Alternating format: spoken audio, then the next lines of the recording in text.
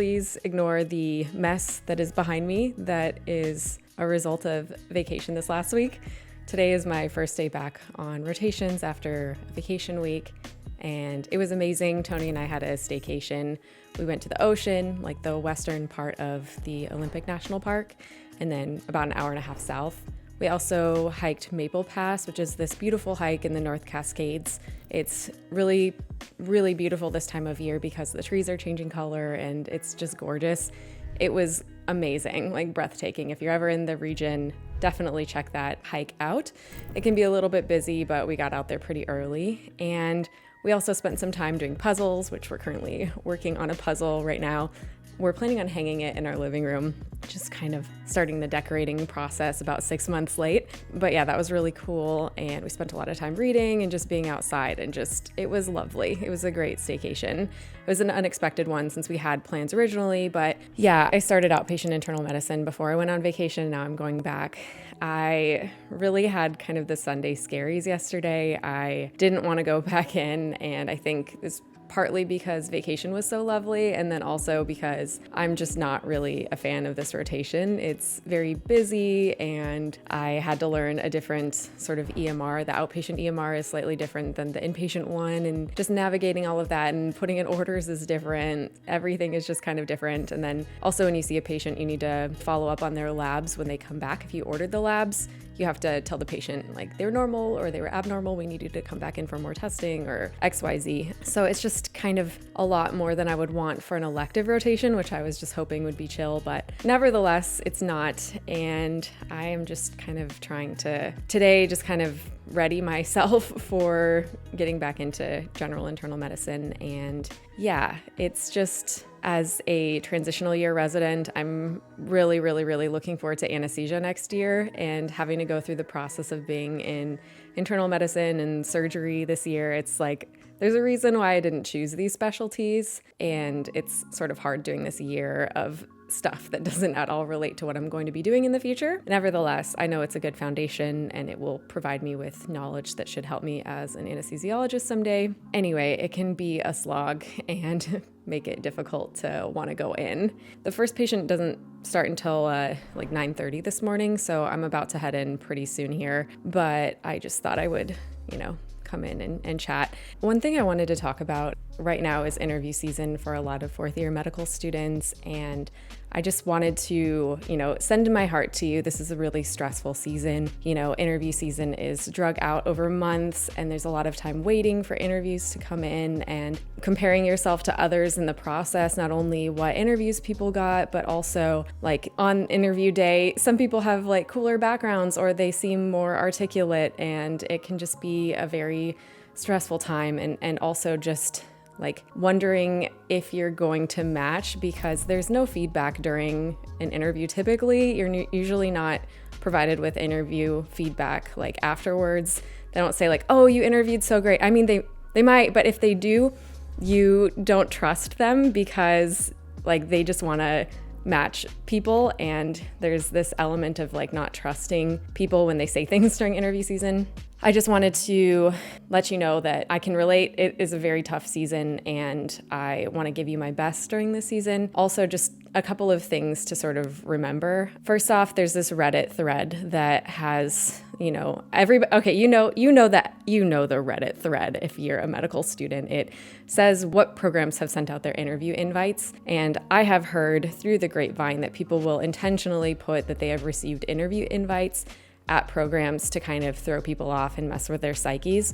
So if you're looking at that thread, please keep that in mind. Tony ended up blocking my Reddit access during interview season because it made me feel so crappy and terrible, and I think I just wasn't using it appropriately. Just be careful with that. The next thing is just sort of be kind to yourself this season. I mean, you're balancing rotations and potentially sub-Is, and you're interviewing in a hotel or an Airbnb or a friend's house, and that's just really stressful. And I think now there's sort of this expectation that if you're on a rotation and it's a virtual interview, that you might interview and then go to your rotation afterwards, or vice versa. I don't think that that's fair. I don't think that that should be an expectation, but it is a thing. So just try to be kind to yourself. It's a really difficult season. Another thing is that people match at programs that they interviewed poorly at every year. So just because you didn't do well on an interview doesn't mean there's no hope for you at that program. I think that there's a lot of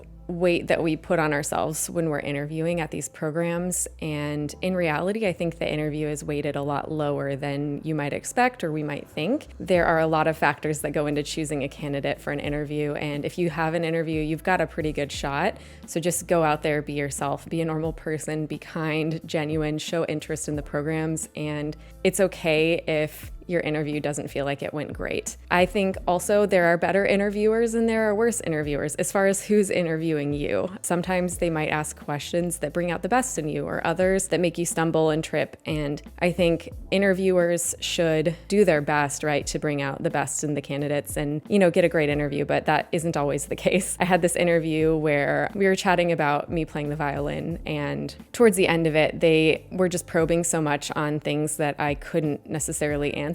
And they were asking me like what key my favorite piece was. At the end of it, I was like, oh my gosh, I don't even feel like I'm a genuine violinist, and interviews can just make you feel terrible. But just kind of keep that in mind, that I think the interview is weighted a little bit lower than we might expect, and it's okay if every interview doesn't go well. Obviously, do your best, try to put your best foot forward, but everything can't go perfectly. Another thing to keep in mind is my last interview invite, I think, was like mid-December, so the invites can come pretty late, so don't lose hope.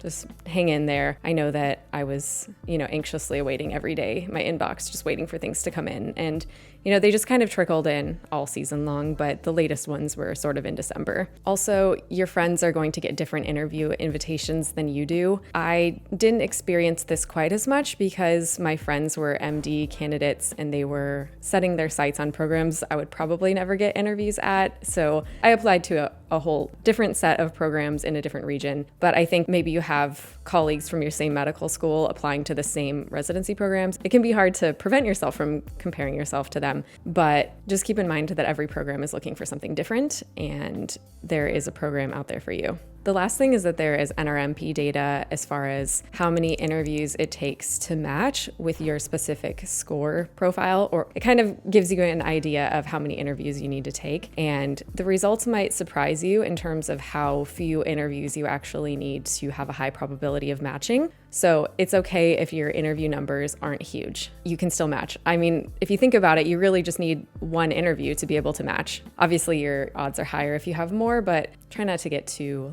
worried about how many interview invitations you have. Okay, I think that's everything that I wanted to chat about now.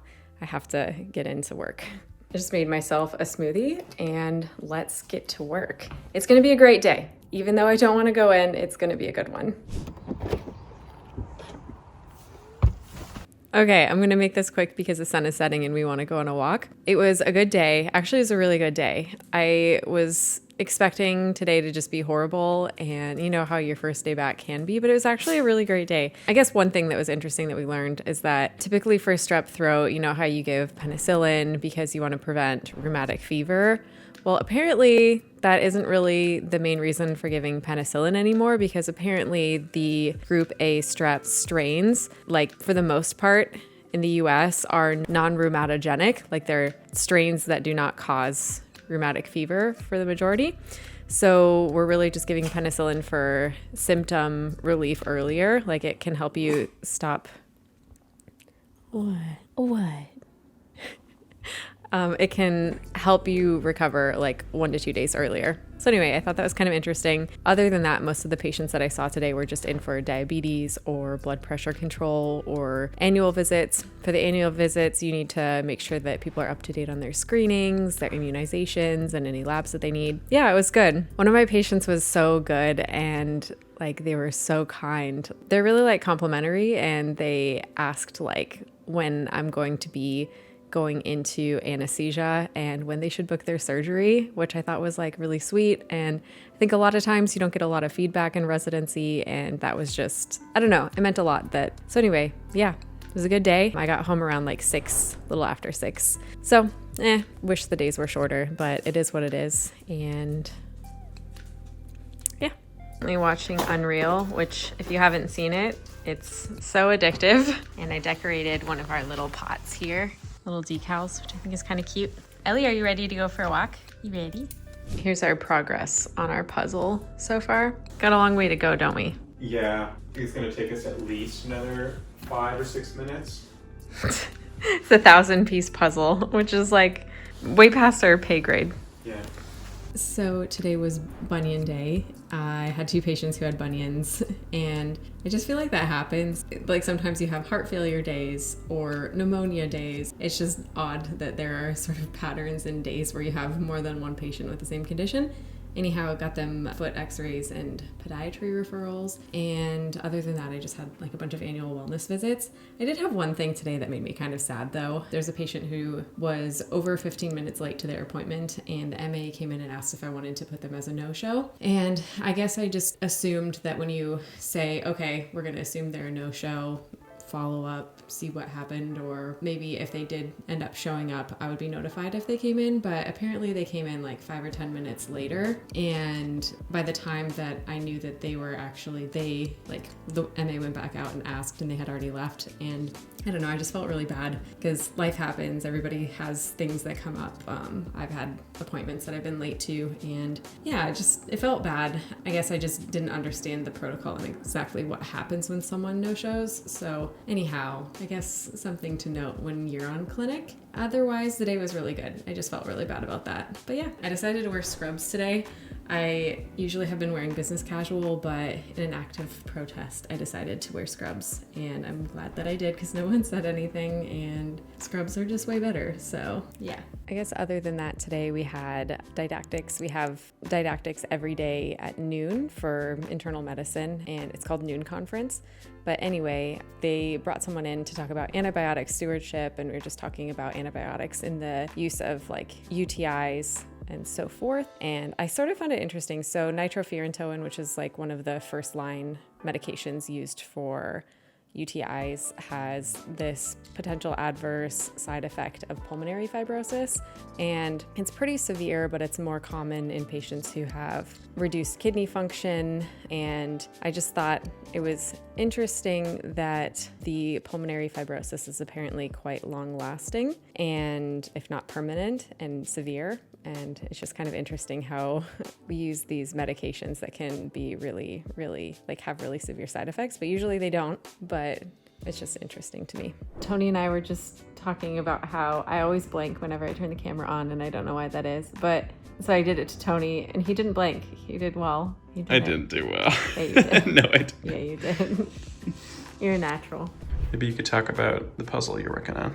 So this is a 1,000-piece puzzle, and our plan is to hang it up behind our TV where our wedding picture currently is, and just to add more color down here, and then we'll put that probably in the hallway. Anyhow, yeah, you can like put tape or like kind of an adhesive behind it, and then we'll frame it and then hang it up. We did a poster before of Yosemite, not a poster, we did a puzzle of Yosemite before and then framed it and put that in the bathroom, and it looks really cool. So we're like, why not just like do puzzles? And then we've also been thinking that since we are in a rainy climate now, we need to have more indoor things that we can do together. And so Tony and I do this, and we kind of just get sucked in every night. It's like, we're like, okay, just one more piece. And then we do like, oh, another one and another one. And we're like, oh, that was an easy one. That doesn't count. So we have to do another one. And we end up like staying up later than anticipated. I would put together this puzzle right now, but I'd keep you waiting.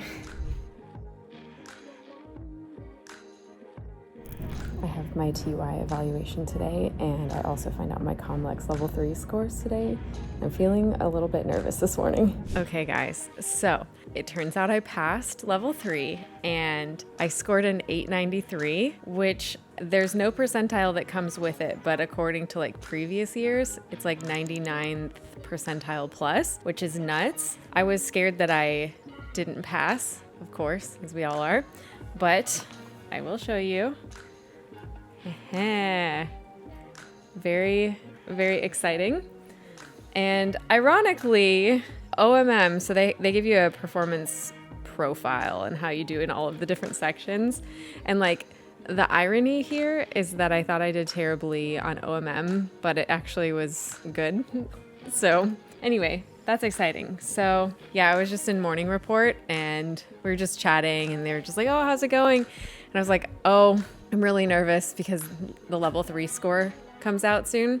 And then I just refreshed my browser and it was there. And I was like, holy cow, I didn't know the number went that high. So I was thinking I could make a video on how to prepare for COMLEX Level 3 if you guys want that. Although when I talked about Level 2 and Level 1 previously, it didn't seem like many people were that interested in it. But if you are, I can definitely tell you all of the things that I did to prepare for this test. I could also do a video on how I would have prepared for USMLE Step 3 had I taken it. I mean, it was basically the same thing, but I didn't take Step 3, so I don't have a score to show you. Yeah, there's that. And then I also had my transitional year performance evaluation today. Oh my gosh, Ellie's really cute right now. She's trying to eat her bone through the blanket. You're trying to eat your bone through the blanket?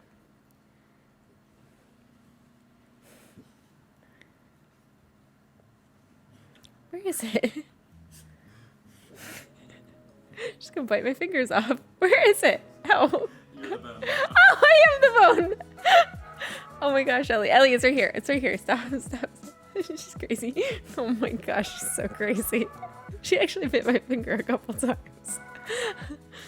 Anyhow, I had my performance evaluation today and it went well. I was pretty nervous about it, but my program director just basically talked about some of my evaluations that have come in. It isn't required that attendings do the performance evaluations, but the ones that did, and we just chatted about that and all's good, thankfully. And we also talked about I'm potentially going to be helping screening applicants for residency physicians for TY and IM prelim years. So obviously I won't divulge any details or anything, but I learned even a lot about the process today about what the programs are actually looking at, or at least what we're looking at. That's the thing, is it's different with every residency program, but I will share with you what I learned in the process, and hopefully that can be helpful for you guys out there and can help guide your application a little bit in your path if you're earlier on and can make certain adjustments in your path. So anyhow, I'm excited to do that. I should be starting to be screening applicants in the next couple of days. I apparently get back-end access to the ERAS application system, and you can go in there and read everybody's application and their story. And it looks like it's a point system, so you give points based on certain things. And yeah, I'm really excited to do it. I'm excited to see like behind the scenes, and I'm also excited to read like the personal statements and like